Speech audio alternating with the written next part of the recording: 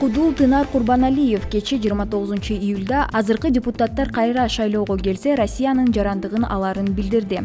Шайлоодо баягы эле депутаттар кайра келсе, өзгөрүү болбосо, Россиянын жарандыгын алып ошол жака кетем. Булар келечекти жок кылат деп жазган Курбаналиев. Эске сала кетсек, 2020-жылдын 4-октябрында парламенттик шайлоо өтөт.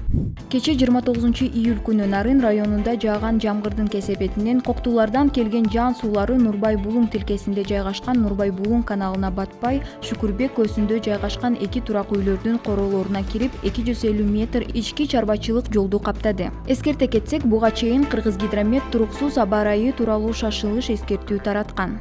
Коронавирус менен ооруп айыккандарга көлгө түшүүгө болбойт. Бул тууралуу Республикалык ден соолукту чындоо жана массалык коммуникация борборунун директорунун орун басары Жамиля Усупова маалымдады. Анын айтымында ооруп айыккандар 14 күн үй карантининде болушу шарт. 14 күндөн кийин ден соолукту чындоочу процедураларга барса болот. Пневмония менен ооругандарга, вирус жуктуруп алгандарга, оорунун эч кандай белгиси жок болсо да көлгө түшүүгө болбойт. Суу муздак болгондуктан дароо ысык суукка урунганда жаңы калыптанып келе жаткан организм стресске кабылышы мүмкүн. Ошондуктан коронавирус менен ооруп сакайган жарандарга сууга түшүүгө сунушталбайт, дейт Жамиля Усупова.